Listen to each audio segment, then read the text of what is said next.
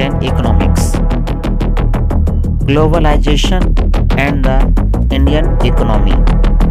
यह बहुत ही इम्पोर्टेंट चैप्टर है क्लास 10 के लिए। ग्लोबलाइजेशन एक प्रोसेस है, एक प्रक्रिया है, जिस प्रोसेस में देशों के बीच तेज़ी से एकीकरण या अंतर संबंध स्थापित किया जाता है। इसका मतलब ये हुआ कि एक देश दूसरे देश के साथ आपस में जुड़ते हैं और मैत्री भाव के साथ एक दूसरे के साथ व्यापार करते हैं और अपने कुछ कंपनियों को दूसरे देश में स्थापित करते हैं और दूसरे देश के कंपनी को अपने देश में स्थापित होने का सामंजस्य बनाते हैं। ग्लोबलाइजेशन एक बहुत बड़ी क्रांति है भारत की अर्थव्यवस्था को सुनिश्चित करने के लिए, सुदृढ़ करने के लिए। इसलिए हम लोग आज इस टॉपिक पर विषय पर बात करेंगे, what is globalization. Globalization is the process of rapid integration और इंटरकनेक्शन ऑफ कंट्री। बहुत सारे कंट्री के साथ जुड़ करके अपने व्यापार को बढ़ाना ग्लोबलाइजेशन कहलाती है। Multinational companies are playing a major role in the globalization process. Multinational company जो एक बहुउद्देश्य कंपनी होती है और ये बहुउद्देश्य कंपनी क्या करती है कि किसी दूसरे देश के साथ और दूसरे देशों में होने वाले सभी एक्टिविटियों पर निगरानी रखते हुए वहाँ पर कंपनी खोलती है और उसको ज़ोर शोर से उस देश में विकास करके और कुछ मुनाफा भी कमाती है। ये कंपनी जो मल्टीनेशनल कंपनीज होती है, इसका एक मुख्य उद्देश्य होता है लाभ कमाना, और यह एक देश में नहीं बल्कि अनेक देशों में अपने कंपनी को स्थापित करती है। तो इस तरह से हम लोग ग्लोबलाइजेशन के बारे में नेक्स्ट टॉपिक पढ़ेंगे, production across countries. Production across countries. Trade was the main channel. Trade was the main channel connecting distant country, that means बहुत दूर जो देश हैं उसके साथ अगर हम जुड़ना चाहते हैं और जुड़ करके अपने कंपनी व्यापार को आगे बढ़ाना चाहते हैं तो यह संभव है। व्यापार दूर दराज के देशों को जोड़ने का मुख्य माध्यम है। व्यापार जो है वो दूर दराज के देशों को जोड़ने का एक मुख्य माध्यम है। Large companies which are now called multinational corporation play a major role in trade. यहाँ जो ट्रेड है यह एक तरह का सूचित करता है व्यापार को। बहुउद्देश्य कंपनी जो व्यापार में अपनी मुख्य भूमिका निभाती है वह एक बड़ी कंपनी होती है जो एक से अधिक देशों में उत्पादन को स्थापित करने के लिए उद्योग खोलती है और उसका नियंत्रण करती है। मल्टीनेशनल कंपनी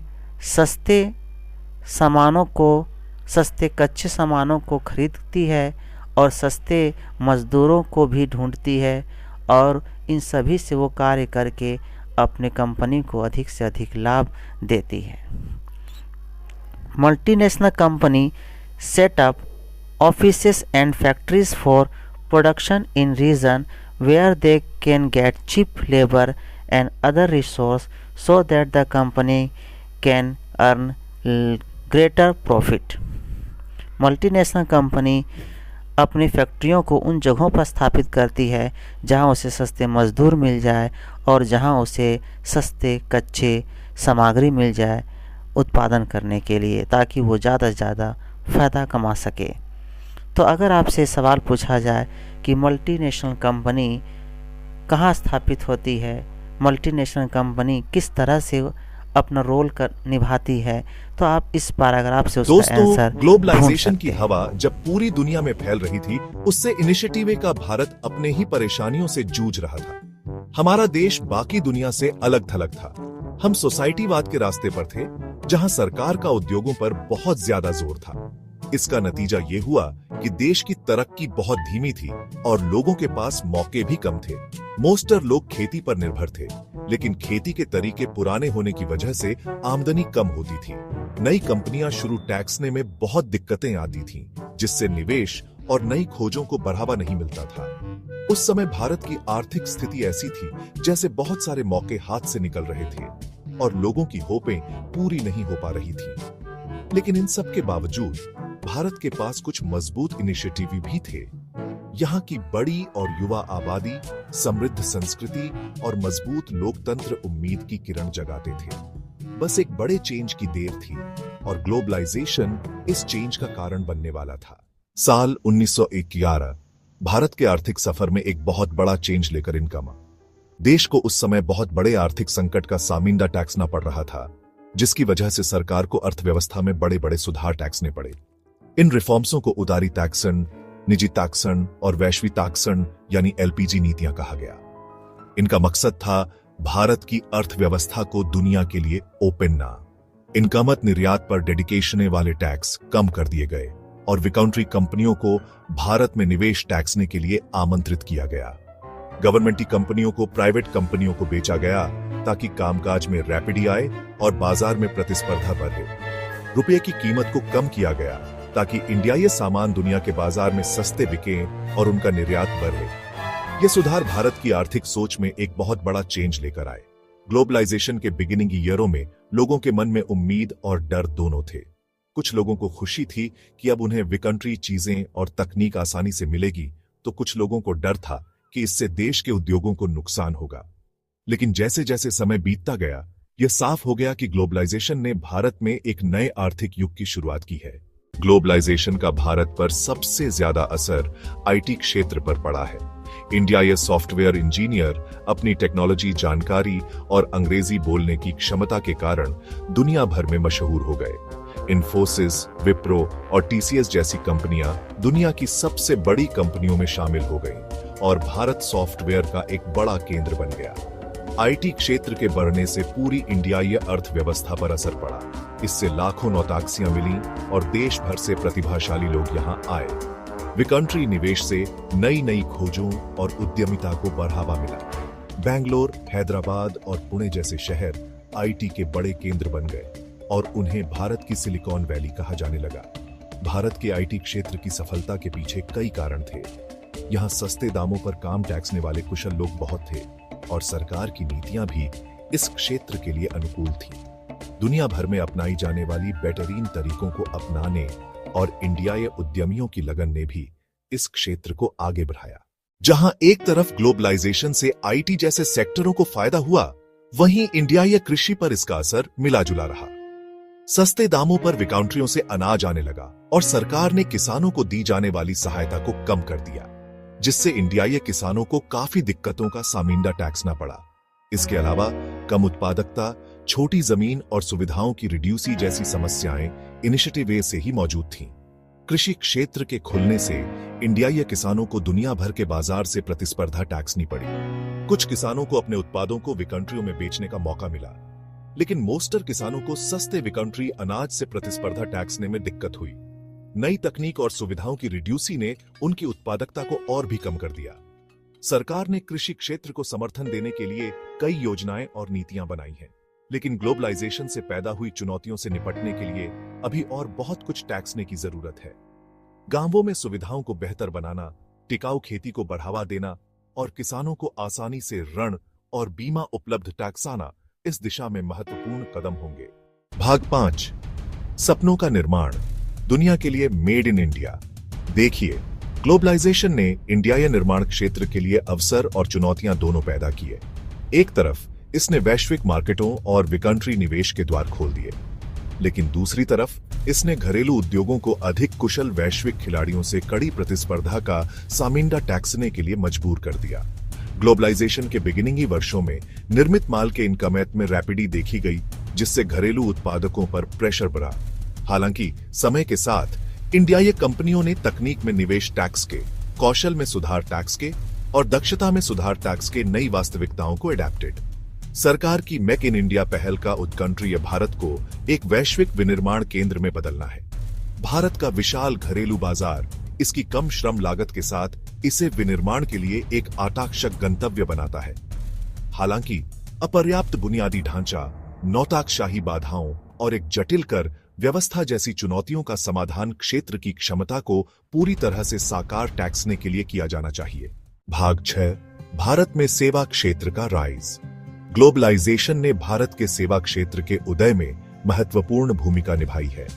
अर्थव्यवस्था के उदारीकरण से दूर संचार, वित्त, खुदरा और पर्यटन जैसे सेक्टरों में विकंट्री निवेश में तेजी आई।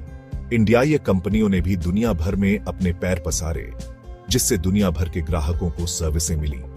सेवा क्षेत्र इंडियाई अर्थव्यवस्था की रीढ़ के रूप में उभरा है, जो जीडीपी वृद्धि और रोजगार सृजन में महत्वपूर्ण योगदान देता है।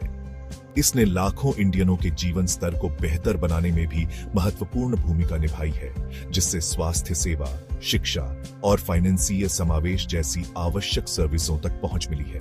सेवा क्षेत्र का विकास कुशल और अंग्रेजी भाषी कार्यबल के एक बड़े समूह, अनुकूल नियामक वातावरण और प्रौद्योगिकी को अपनाने जैसे कारकों के लिए जिम्मेदार ठहराया जा सकता है। हालांकि कौशल अंतर, बुनियादी ढांचे की बाधाओं और आगे रिफॉर्म्सों की जरूरत जैसी चुनौतियां बनी हुई हैं। भाग 7, सिक्के के 2 इनिशिएटिव। वैश्विक टैक्सन का दोहरा प्रभाव। ग्लोबलाइजेशन का भारत पर गहरा इंपैक्ट पड़ा है, जिससे महत्वपूर्ण आर्थिक और सामाजिक परिवर्तन आए हैं। इसने नए बाजार ओपने हैं, विकंट्री निवेश को आकर्षित किया है और लाखों नौ टैक्सियां पैदा की हैं। हालांकि इससे कुछ सेक्टरों में नौ टैक्सियों में रिड्यूसी, आय एवनलीता बढ़ना और पर्यावरण को नुकसान जैसी चुनौतियां भी आई हैं। ग्लोबलाइजेशन का एक सबसे महत्वपूर्ण लाभ तेज आर्थिक वृद्धि है, जिसे इसने बढ़ावा दिया है।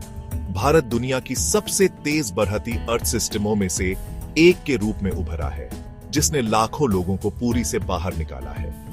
विकंट्री निवेश के प्रवाह से नए उद्योगों का विकास हुआ है और अच्छी पैसा देने वाली नौ टैक्सियां पैदा हुई हैं। हालांकि ग्लोबलाइजेशन के लाभ समान रूप से वितरित नहीं हुए हैं। जहां समाज के कुछ क्लासों ने समृद्धि प्राप्त की है, वहीं दूसरे पीछे रह गए हैं। अमीर और गरीब के बीच की खाई बढ़ती गई है और ग्रामीण इलाके आर्थिक विकास के मामले में सिटीज सेंटरों से पीछे रह गए हैं। भाग 8, आगे देखना। भारत की अर्थव्यवस्था के भविष्य को संचालित टैक्सना। जैसे जैसे भारत 21वीं सदी की कॉम्प्लेक्सताओं को नेविगेट टैक्सता है, उसे अपॉर्चुनिटीजों और चुनौतियों दोनों का सामिंदा टैक्सना पड़ता है। देश में एक वैश्विक आर्थिक शक्ति बनने की क्षमता है, जो अपनी युवा आबादी, उद्यमशीलता की भावना और बढ़ते मध्यम वर्ग से प्रेरित है। हालांकि अपनी पूरी क्षमता को साकार टैक्सने के लिए भारत को इंफ्रास्ट्रक्चरगत बाधाओं को दूर टैक्सने और एक इंक्लूजनी और टिकाऊ विकास मॉडल बनाने की जरूरत है। भारत के सामिंदे मौजूद प्रमुख चुनौतियों में से एक है अपने बढ़ते कार्यबल के लिए पर्याप्त रोजगार सृजित टैक्सना। हर साल लाखों यंगों के नौ टैक्सी के बाजार में प्रवेश टैक्सने के साथ भारत को उन सेक्टरों पर ध्यान सेंटरित टैक्सने की जरूरत है जहां रोजगार की अधिक संस्कृतियां हों। शिक्षा और कौशल विकास में निवेश टैक्सना यह सुनिश्चित टैक्सने के लिए महत्वपूर्ण है कि कार्यबल वैश्विक अर्थव्यवस्था की मांगों को पूरा टैक्सने के लिए सुसज्जित हो। एक और चुनौती अमीर और गरीब के बीच के अंतर को पाटने की है। पूरी और एवनलीता को कम टैक्सने के लिए एक बहु इनकमामी दृष्टिकोण की एसेंशियलता होगी, जिसमें शिक्षा, स्वास्थ्य सेवा और सामाजिक सुरक्षा जाल में निवेश शामिल है।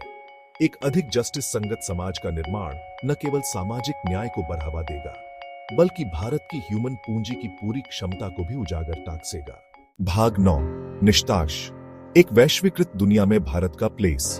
ग्लोबलाइजेशन भारत की आर्थिक यात्रा में एक निर्धारक शक्ति रहा है।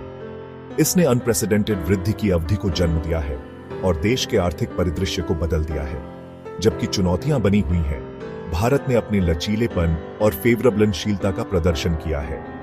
भविष्य में भारत के लिए असीम संस्पिरिटें हैं, क्योंकि यह एक वैश्वीकृत दुनिया में अपना स्थान बनाने की कोशिश टैक्सता है। नवाचार को अपनाकर, अपने लोगों में निवेश टैक्स के और टिकाऊ विकास को आगे बढ़ाकर भारत अपने सभी नागरिकों के लिए एक बेहतर भविष्य बनाने के लिए ग्लोबलाइजेशन की ताकतों का उपयोग कर सकता है।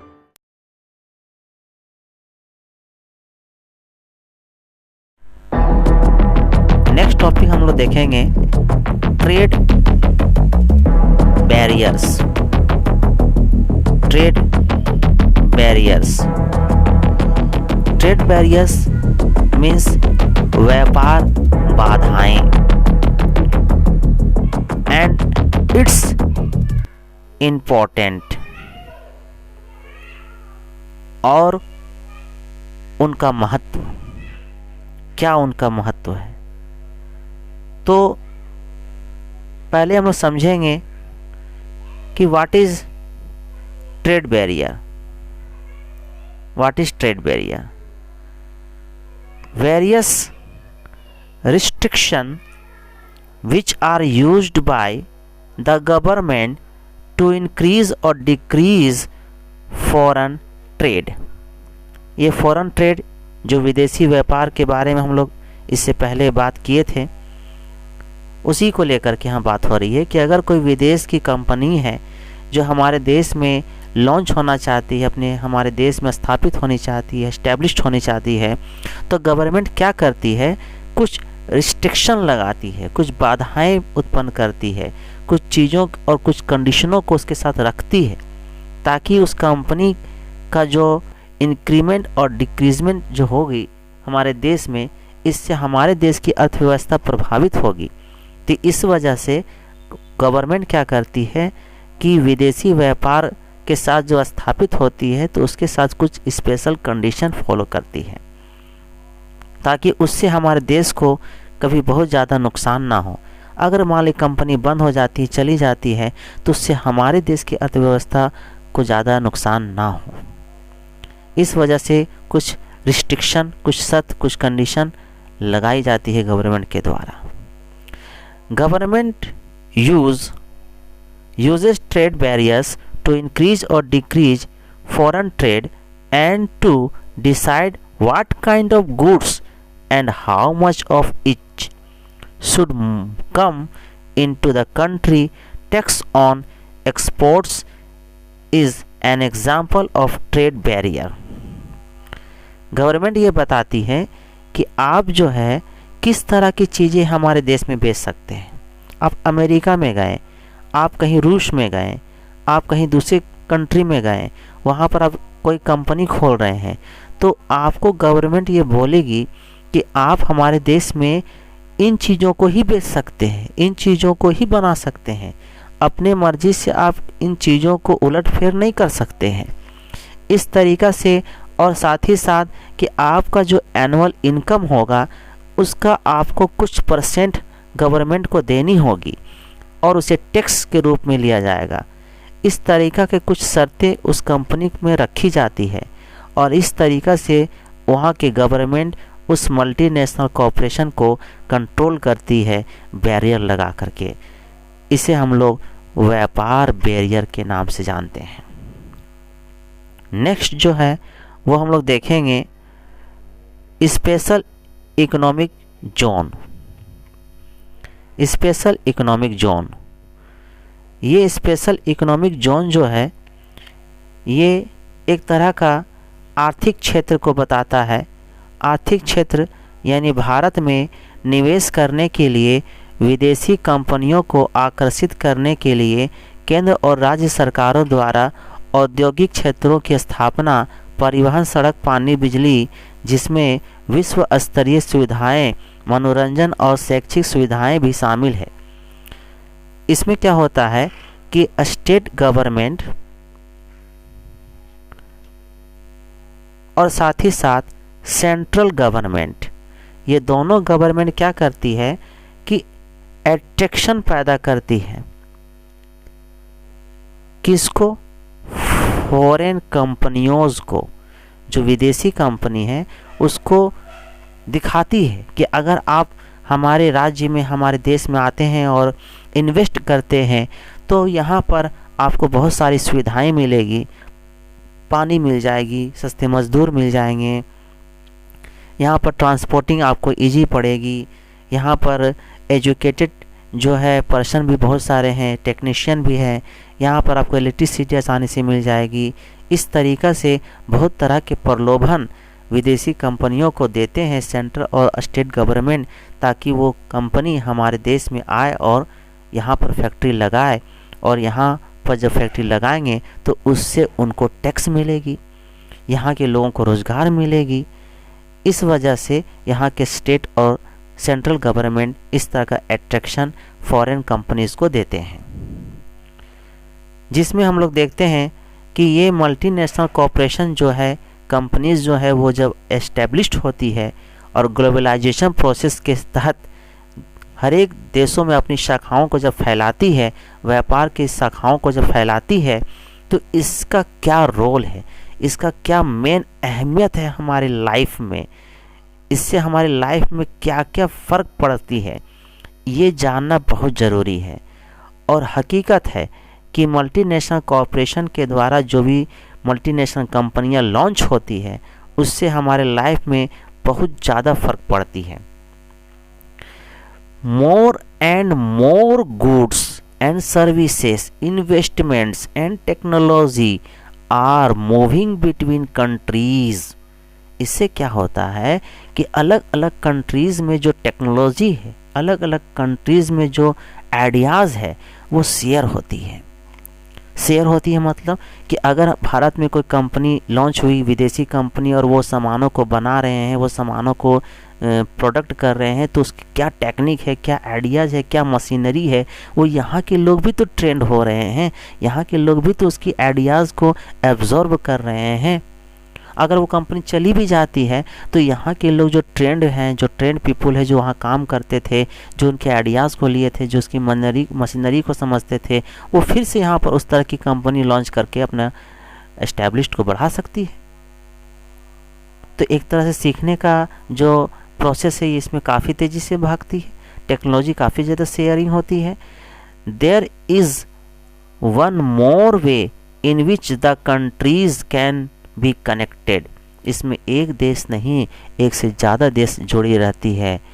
This is through the movement of people between countries, और इसके तहत लोग भी एक देश से दूसरे देश आसानी से चले जाते हैं, इसी फॉरेन इन्वेस्टमेंट, इसी मल्टीनेशनल कॉरपोरेशन के तहत। तो ये भी बहुत बड़ी बात है।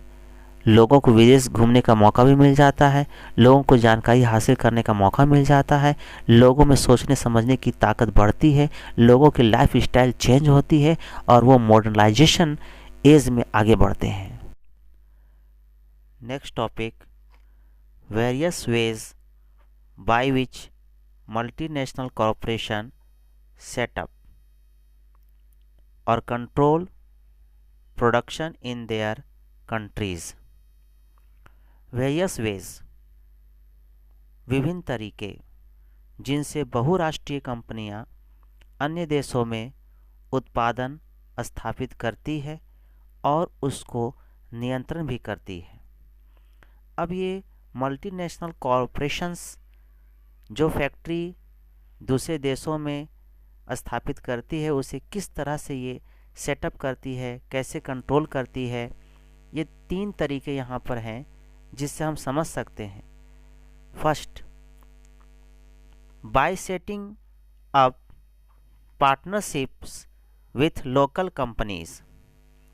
लोकल कंपनीज़, वो लोकल कंपनीज़ जो पहले से वहाँ पर काम कर रही है, काफ़ी दिनों से वो उत्पादन कर रही है, लेकिन उनका उत्पादन जो है ज़्यादा सक्सेस नहीं हो पा रहा हो किसी कारण से, तो ये मल्टीनेशनल कॉरपोरेशन उससे जुड़ती है, उसे सपोर्ट करती है, नई तकनीकी मशीनें देती है, कुछ पैसे भी इन्वेस्ट करती है, और उसके साथ जुड़ करके और पार्टनरशिप के अनुसार कुछ बॉन्डिंग करते हुए मुनाफों का लेन देन करती है, और इस तरीक़ा से वो विदेशों में भी अपना वर्चस्व, अपनी शाखाएं फैलाती है। इस तरह से फर्स्ट पॉइंट्स क्लियर हुआ, तो सेकंड पॉइंट की तरफ आगे बढ़ते हैं। और सेकंड पॉइंट जो है ये बताता है हम लोग को कि by using the local companies for supplies, by using the local companies for supplies, आपूर्ति के लिए स्थानीय कंपनियों का उपयोग करके।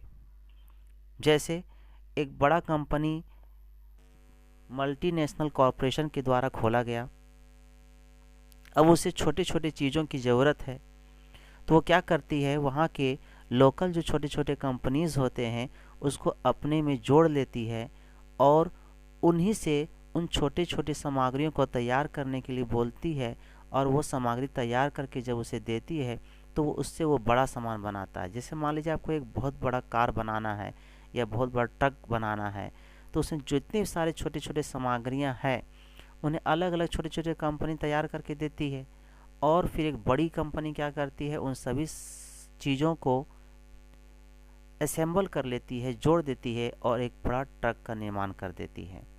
उसी तरीके से मान लीजिए मोबाइल कंपनी है या कोई और कंप्यूटर या लैपटॉप की कंपनी है, तो उसमें जितने सारे छोटे छोटे पार्ट्स लगे होते हैं वो अलग अलग छोटे छोटे कंपनियों से ली जाती है और उसे जोड़ के असेंबल करके एक बड़ा सामान बना दिया जाता है। तो लोकल कंपनीज क्या करती है, अपने छोटे छोटे चीज़ों को बनाकर बड़े कंपनी को भेज देती है, और इस तरीक़ा से मल्टीनेशनल कॉरपोरेशन एक विशाल कंपनी के रूप में किसी भी देश में स्थापित हो जाती है। Third point is that by closely competing with the local companies or buying them up, स्थानीय कंपनियां के साथ कड़ी प्रतिस्पर्धा करके वह उन्हें खरीद लेती है। जैसे अगर मान लीजिए कि किसी देश में कोई कंपनी स्थापित हो रही है और उस कंपनी से जो छोटे छोटे कंपनियां तुलना कर रही है, उसको प्रेशर डाल रही कि कंपनी ना खोल सके या उसके साथ कंपटीशन करने की भावना रखती है, तो बड़ी कंपनी क्या करती है, उन छोटे छोटे कंपनियों को अंडरटेक करती है और उसे बहुत ज़्यादा अमाउंट देके खरीद ही लेती है, ताकि फिर उसके अगेंस्ट में कोई भी आवाज़ उठाने वाला ना हो।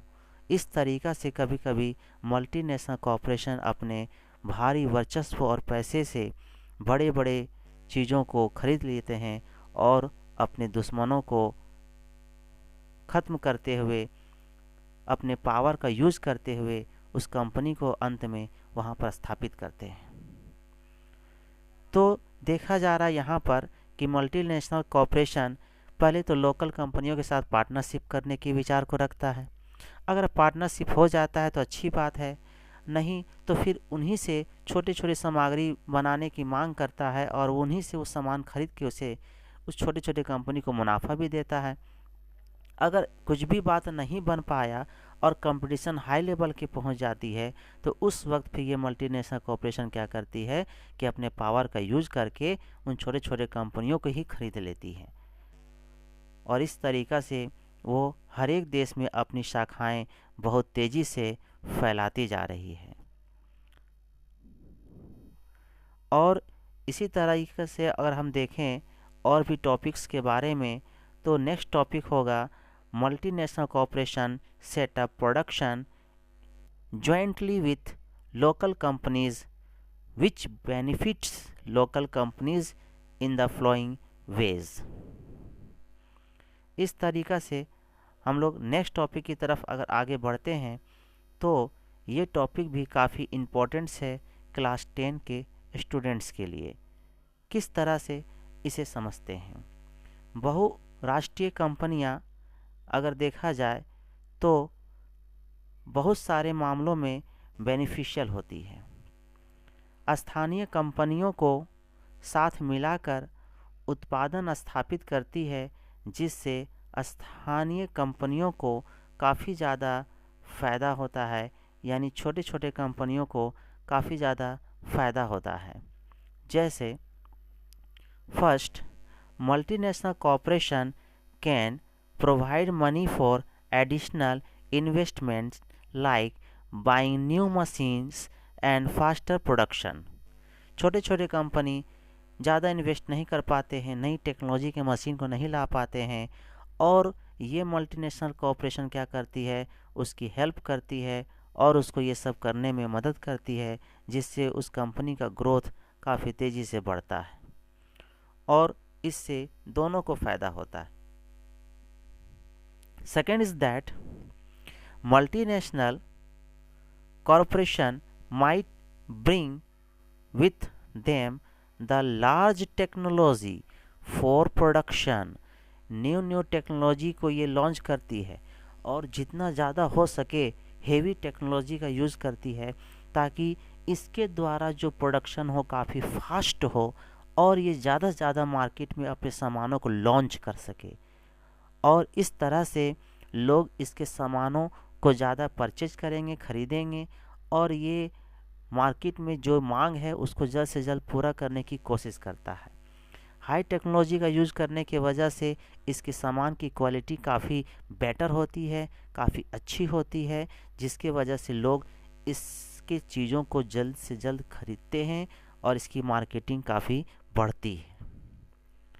इस तरह से हम लोग देख रहे हैं. तो नेक्स्ट टॉपिक है यहाँ पर foreign trade and integration of markets. Foreign trade, विदेशी व्यापार. विदेशी व्यापार यानी विदेश की कंपनियां हमारे देश में स्थापित हो रही है, या हमारे कुछ व्यापारी विदेश में जाके अपने सामानों को बेच रहे हैं. बाज़ारों की एकीकरण, बाज़ारों को एकजुट करना. बाज़ारों को एकजुट करने का मतलब कि अगर हम मान लीजिए कोई सामान यहाँ पर हम ख़रीद रहे हैं 5 रुपये किलो, अब यहाँ से हम कहीं दूसरी जगह पर जाते हैं, दूसरे ज़िले में जाते हैं, दूसरे स्टेट में जाते हैं, तो वहाँ पर भी ज़्यादा कोई कुछ खास फ़र्क नहीं पड़ता है. वहाँ पर मान लीजिए यहाँ 5 था तो वहाँ पर 6 रुपया होगा. जैसे तेल ही मान लीजिए, तेल अगर महंगा होती है तो लगभग सभी राज्यों में महंगा हो जाती है. पेट्रोल ले लीजिए, अगर महंगा होती है तो सभी के लिए महंगा हो जाती है. तो इस तरह से ये कहलाती है बाज़ारों की एकीकरण, कि अगर एक सामान जो दुकानदार जिस तरीक़ा से बेच रहा है, उस एरिया के सारे दुकानदार उस सामान को उसी रेट में उसी तरीक़ा से बेचेंगे. ये हो गया बाज़ारों का एकीकरण. अब यहाँ देखते हैं, फर्स्ट में लिखा हुआ यहाँ पर है कि exchange of goods, purchase and sale across geographical boundaries of the country. देशों की भौगोलिक सीमाओं के पार वस्तुओं का आदान प्रदान, खरीद बिक्री करना. ये किसको हम लोग इंडिकेट कर रहे हैं? फॉरेन ट्रेड को. फॉरेन ट्रेड का मतलब विदेशी व्यापार के बारे में. अगर आपका देश का बाउंड्री जहाँ पर है और उस बाउंड्री में आप काम कर रहे हैं, और उस बाउंड्री से जैसे ही आप बाहर की तरफ जाते हैं, मान लीजिए कि ये एक बाउंड्री है और इस बाउंड्री के साथ हम जुड़े हुए हैं, ये हमारा देश भारत है और भारत देश में हम काम कर रहे हैं, ये बाउंड्री है, और यहाँ पर कोई दूसरा देश है और इससे हम इस बाउंड्री से पार कर रहे हैं, तो ये कहलाएगा हमारे लिए विदेश. विदेश का मतलब वो देश जो हमारे देश की बाउंड्री से बाहर है, वो विदेश हो गया. अब एक्सचेंज ऑफ गुड्स, वो जो लोग विदेशी है वो क्या कर रहे हैं, अपने कुछ सामानों को ला रहे हैं और हमारे देश को दे रहे हैं, और हम लोग भी क्या कर रहे हैं, उसके सामानों को लेने के साथ साथ अपने चीज़ों को भी दे रहे हैं, क्योंकि उन्हें भी तो चीज़ों की ज़रूरत है. कुछ ऐसी चीज़ें तो होंगी जो कि उनके देश में नहीं होता होगा और हमारे देश में हो रहा है वो ज़्यादातर, तो सामानों का लेन देन तो होगा ही. इस तरीक़ा से हम लोग फॉरेन ट्रेड को जोड़ते हैं. नेक्स्ट है topic goods travel from one market to another, एक मार्केट से दूसरे मार्केट में जाना, यानी एक बाज़ार में जो सामान हम खरीदें वो सस्ता दिया और वहाँ से हम दूसरे मार्केट में जब गए तो उसी सामान को हम बेच रहे हैं महंगे दामों पर। तो इससे भी क्या होता है कि मार्केट टू मार्केट चीज़ों का दाम जो है बदलता है और चीज़ें भी क्या होती है, ट्रांसफ़र होती है। ये भी एक व्यापार का तरीका है। नेक्स्ट टॉपिक है choice of goods in the market rise. Market rise का मतलब क्या होता है? मार्केट राइज का मतलब होता है कि इस मार्केट में किस चीज़ की मांग है, इस मार्केट में किस चीज़ की मांग है। अगर इस मार्केट में मान लीजिए कि टमाटर की मांग ज़्यादा है तो आपको तो टमाटर लेके जाना होगा, क्योंकि वहाँ पर टमाटर लेके जाइएगा तो आपको टमाटर क्या जल्द से जल्द बिक जाएगा, क्योंकि वहाँ हर लोग चाह रहे कि हम टमाटर ही खरीदें। तो टमाटर आप लेके जाइएगा तो आपका माल क्या होगा, तुरंत बिक जाएगा। तो आपको मार्केट को समझना पड़ेगा कि मार्केट की मांग क्या है, मार्केट में किस चीज़ की ज़रूरत है, उस चीज़ों को आपको लेके वहाँ पर जाना होगा, तो आप जो है अच्छा मार्केटिंग कर पाइएगा। नेक्स्ट है वहाँ पर टॉपिक देखें अगर हम लोग तो prices of similar goods in the two markets टेड टू बिकम इक्वल। एक ही चीज़ है जो दोनों मार्केट में क्या होता है, कभी कभी सेम दाम का मिलता है। जैसे अभी बताए थे हम पेट्रोल, आप किसी भी पेट्रोल टंकी में जाके पेट्रोल को भराइए, आपको दाम क्या लगता है, लगभग सब जगह सेम लगता है। अब एक स्टेट से दूसरे स्टेट में कहीं कहीं जाते हैं तो थोड़ा सा दाम जो होती है कॉस्ट उसका डिफ़र करती है, लेकिन वो नेग्लिजिबल होती है।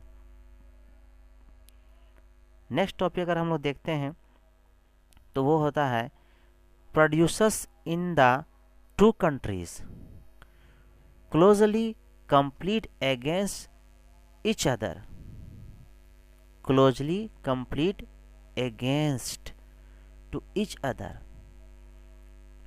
दोनों देश में उत्पादन एक भले ही हो लेकिन उनके बीच हजारों दूरियां बढ़ने के वजह से प्रतिस्पर्धा हो जाती है। जैसे सपोज करते हैं हम लोग कि अगर कोई कंट्री है जो किसी मोबाइल को मैन्युफैक्चरिंग कर रही है और कोई दूसरे कंट्री है वो भी कंपनी जो है मोबाइल को मैन्युफैक्चरिंग कर रही है। अब दोनों कंपनी मोबाइल को मैन्युफैक्चरिंग किया और अपना अपना नाम दिया और किसी थर्ड कंट्री में जा कर के उस दोनों कंपनी वाले जो है वो अपने मोबाइल को सेल करने लगी।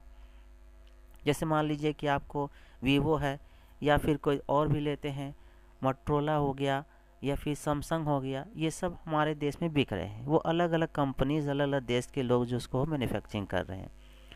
अब क्या हो रहा है कि कुछ लोग वीवो को ज़्यादा पसंद कर रहे हैं, कुछ लोग ऐसे हैं जो सैमसंग को पसंद कर रहे हैं, कुछ लोग मोटरोला को पसंद कर रहे हैं, कुछ लोग जो है रेडमी को पसंद कर रहे हैं। इस तरीक़ा से कंपनी में काफ़ी ज़्यादा कंपटीशन बढ़ गई है और हर कंपनी एक दूसरे को दबाने में लगी हुई है। और इससे भी क्या होता है कि हमारी जो इकोनॉमिक होती है वो काफ़ी डिस्टर्ब्ड हो जाती है और इससे जो विदेशी व्यापार है इससे भी काफ़ी ज़्यादा प्रतिस्पर्धा होने की वजह से कभी कभी चीज़ों की दाम बहुत ज़्यादा बढ़ भी जाती है और कभी कभी चीज़ों की दाम बहुत ज़्यादा घट भी जाती है। इससे जो प्रॉफिट होती है उस पर काफ़ी असर पड़ती है। इस तरीक़ा से बहुत सारी ऐसी घटनाएं हैं जो कि फॉरेन ट्रेड को प्रभावित करती है, यानी विदेशी व्यापार को प्रभावित करती है। तो इस तरह से हम लोग इन चीज़ों को समझते हैं।